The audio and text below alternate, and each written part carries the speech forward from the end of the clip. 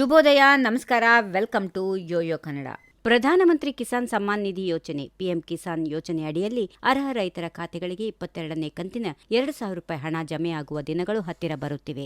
ಈ ಯೋಜನೆಯ ಮೂಲಕ ವರ್ಷಕ್ಕೆ 6,000 ರೂಪಾಯಿ ಅಂದರೆ ಪ್ರತಿ 4 ತಿಂಗಳಿಗೊಮ್ಮೆ 2,000 ಆರ್ಥಿಕ ನೆರವು ನೀಡಲಾಗುತ್ತದೆ. ಕೇಂದ್ರ ಸರ್ಕಾರದಿಂದ ಇನ್ನೂ ಅಧಿಕೃತ ದಿನಾಂಕ ಘೋಷಣೆ ಆಗಿಲ್ಲದಿದ್ದರೂ ಇತ್ತೀಚಿನ ವರದಿಗಳ ಪ್ರಕಾರ ಫೆಬ್ರವರಿ 22ರಂದು ಕೇಂದ್ರ ಸರ್ಕಾರ ಹಣ ಬಿಡುಗಡೆ ಮಾಡುವ ಸಾಧ್ಯತೆಗಳಿದ್ದು, ಅಂದು ಸಾಧ್ಯವಾಗದಿದ್ದರೆ ತಿಂಗಳ ಅಂತ್ಯದ ಒಳಗೆ ರೈತರ ಕೈ ಸೇರಲಿದೆ.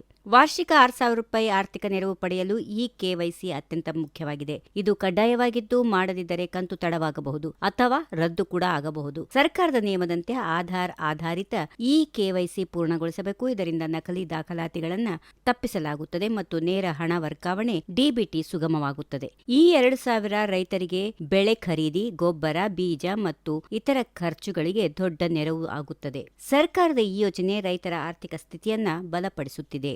ಈ ವಿಡಿಯೋ ನಿಮಗೆ ಇಷ್ಟವಾದಲ್ಲಿ ಲೈಕ್ ಮಾಡಿ, ಶೇರ್ ಮಾಡಿ, ಸಬ್ಸ್ಕ್ರೈಬ್ ಮಾಡಿ.